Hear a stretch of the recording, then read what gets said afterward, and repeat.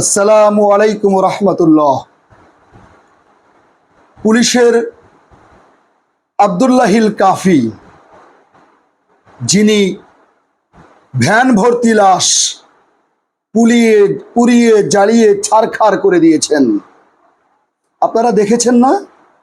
অনেক লাশ ভ্যানে উঠানো হচ্ছে, লাশ ভ্যান স্তূপ হয়ে আছে। সেই লাশগুলোকে আগুনে জ্বালিয়ে দিয়ে পুড়িয়ে ছারখার করে দিয়ে সেটা আবার বুড়িগঙ্গায় ফেলে দিয়েছে। এই আব্দুল্লাহিল কাফি, এই পুলিশ কর্মকর্তা, তার নির্দেশেই এটা হয়েছে। সে জড়িত ছিল, সাথে ছিল, নির্দেশ করেছে এবং সে হচ্ছে এটার মাস্টার মাইন্ড।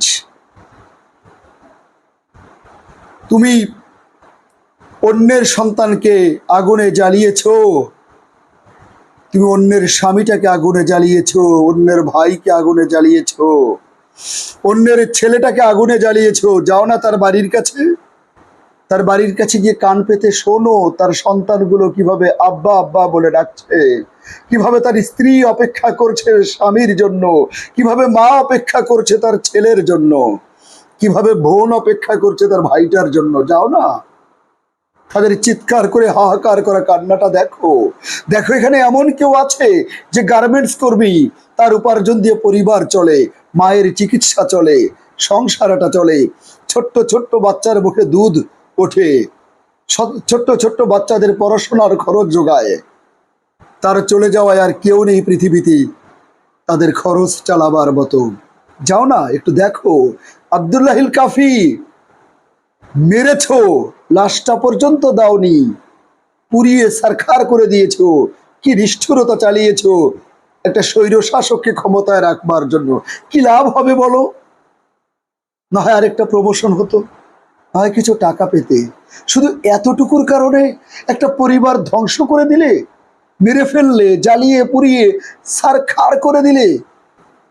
আমার মনে হয় এই আব্দুল্লাহিল কাফিকে রিমান্ডে নিয়ে জিজ্ঞেস করা উচিত, তুমি যা করেছো ভাই, তোমার বিচার কি হওয়া উচিত? তুমি নিজে চেয়ে নাও, ফাঁসি, আমৃত্যু জেল, নাকি মরার পরে তোমাকে পুড়িয়ে ফেলা, নাকি প্রতিটি সেকেন্ড ওই মানুষগুলোর কষ্ট বুঝবার জন্য জীবন্ত পুড়িয়ে ফেলা? কোনটা তোমার কাছে মনে হয় বেটার? ওর বিচারটা ওকেই করতে দেওয়া উচিত, এবং তাহলে বুঝবে কি অপরাধটাও করেছে। আর অপরাধবোধ যদি থাকতো, তাহলে একটা স্বৈরাচারকে রাখবার জন্য কেউ এত নিকৃষ্ট কাজ করে? ছি ছি ছি ছি, কি জঘন্য কাজ তুই করেছিস ভাই। এই আব্দুল্লাহিল কাফি থেকে হাজারো পুলিশ ভাই শিক্ষা নিন। আর কাউকে জীবনে আমরা আব্দুল্লাহিল কাফির মতো দেখতে চাই না। আমরা মানবিক পুলিশ চাই, দরদি পুলিশ চাই, ভালোবাসার পুলিশ চাই, যারা আমাদের পাশে থাকবে, সহযোগিতা করবে, সেবা করবে। জনতার পুলিশ হবে, পুলিশ হবে জনতার, মানুষ হবে পুলিশের, পুলিশ হবে মানুষের।